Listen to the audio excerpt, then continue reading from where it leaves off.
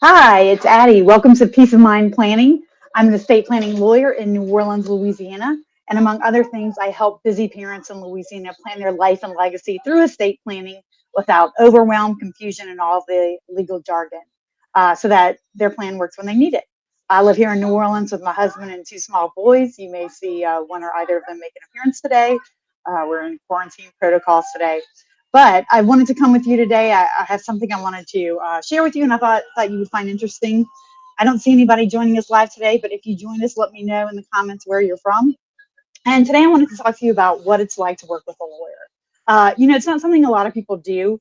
And although I am a lawyer, last year I had the experience of working, hiring a lawyer for some matters that were beyond the scope of my practice.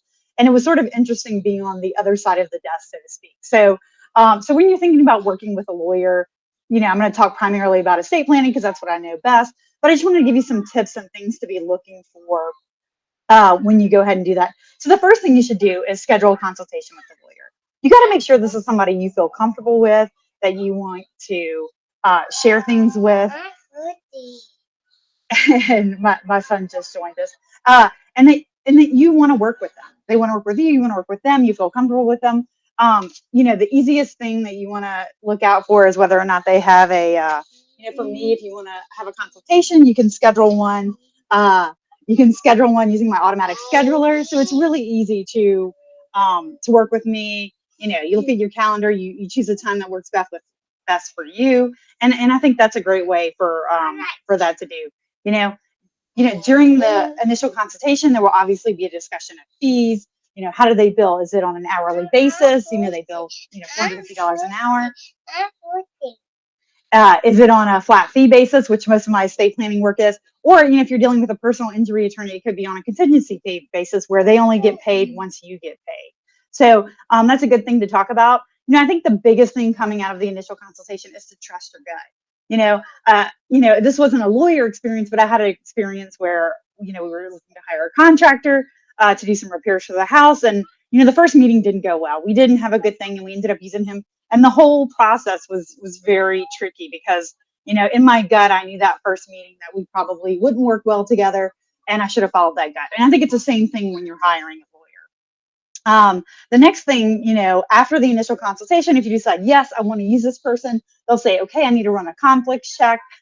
In the estate planning process, that usually means, checking to make sure, if it's a husband and wife, being coming to you together, just making sure everybody understands that you'll be representing them together. You're not going to keep things from one another. You will share everything with everybody. Those are the big conflicts that typically come up in the estate planning process. Or if you have child bringing in parents, who's paying the bill, who's your client. Those are the kind of conflicts the attorneys are looking for when they talk about running that conflict check.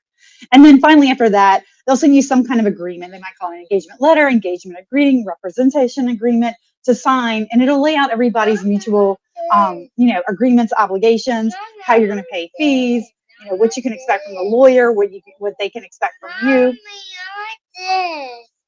That's fine. And all those good things. But don't be afraid to ask questions. Definitely read it. I try and make mine as reader friendly as possible. And I used to work at other places where I found the engagement agreement was a little, like an agreement that you were expected to sign, and you may not understand everything. So I try and make it as reader friendly as possible, and all that good stuff. So after they get all that going, you're ready to work with your lawyer. Um, Sorry, having some little technical difficulties here.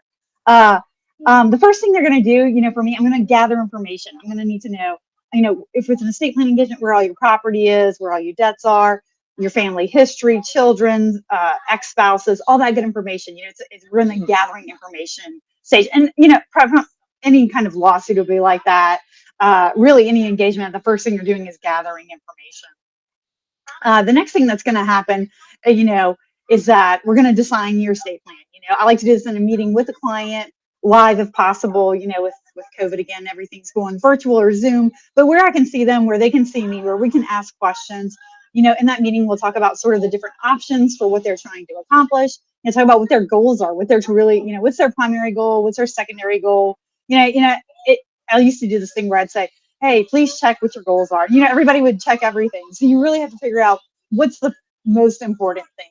once you know what the most important thing is, you can kind of go from there. And obviously, you will try and formulate an estate plan that deals with all the goals. But once you know what that primary purpose is, it really makes things fall into place, and you can explain to them why, if this is their primary goal, they should do it this way versus another way. We'll also go through, who the fiduciaries are in their estate plan. So fiduciaries, or they have a responsibility to other people, essentially. So it's your executor, your trustee, your agent for healthcare powers of attorneys, and regular powers of attorney. So we'll talk about that, and really explain to them what those roles mean, answer any questions they have. And then, at that point, I'm ready to start preparing the documents. I should have all the information I need from them. Once I take that and sort of put it into the documents, I personally like to, prepare the documents, and quite frankly, pop them up on my screen and a video of me just walking through them. I used to try and prepare this real long letter, and I'm like, well, I'm already sending them all these documents to prepare. Why would I want them to read something else? And I've got a lot of positive feedback for, here's a video, here's what it means. Here's some common questions people have, and I can kind of proactively answer some of that stuff in the video. And at that point, they'll watch the video, they'll look at their comments, they'll come back to me with questions and comments. We'll update the documents, and then we're ready to go ahead and sign the documents. We call it a signing ceremony, because it really is. In Louisiana, when you're doing wills, you need a notary, you need 2 witnesses, everybody's in the same room. So we will get together and sign all the documents. For certain documents, we may do multiple originals, which I recommend for powers of attorney.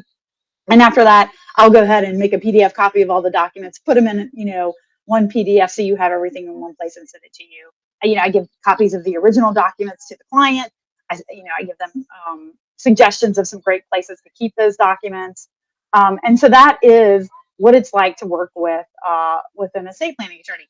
And I think most people don't think about it. When I went to law school, I remember I had this first. I got invited to this meeting at a law firm, and they're like, "Oh, do you want to do litigation or transactional work?" And I was honestly like, I know what litigation is, but I'm not really certain what they mean by transactional. But it's stuff like estate planning or business formation, where you're not in conflict with somebody, but it is a transaction.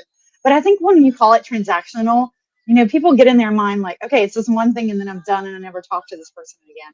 And I think me as a lawyer, I want to stay in touch with them. I want to make sure that if they have a question that comes up, they ask me. My goal is not to never see them again at the signing ceremony. I want to, see them, talk to them, correspond with them, hope they come to me with, updates when updates are needed. But, to do that, and I only say that because last year we worked with some lawyers, and I felt like once the engagement was over, we had just trouble getting in touch with one of our lawyers. It was like, okay, that's done, bye. And I thought, man, we could have this issue again. Why, it was sort of, I thought, short-sighted on his part, even though he did a great job. But, that's the way I work, and sort of how my estate planning process is focused. Kind of chose an easy topic this day, because as you can see, we got little boys at home with us today. So as always, if you like what you're seeing, follow us, subscribe. I think we're live on LinkedIn now, as well as we go live on Facebook, and the videos are posted to YouTube. Going live every, let's say, the first and third Wednesdays of every month at 12:30 Central Time. So that's kind of the schedule going forward. Been trying to keep to that pretty good. And then always, if you have any questions, I would love to answer questions from people on the show. It's a lot easier for me, honestly, but it's also like a great way for me to get information out. And sometimes the questions I think of, I say them in a way that a lawyer says them, but not a way a person says it. So it's great if you could send me in your questions, even though I think I've answered it. It may not have occurred to me to answer it in a certain way. So you can always shoot me an email at info@addiePruittLaw.com. If you want to get any more information about me, the website is addiePruittLaw.com. And I hope you have a great day. So that's all I have for you today. Take care, and I'll talk to you in 2 weeks. Bye.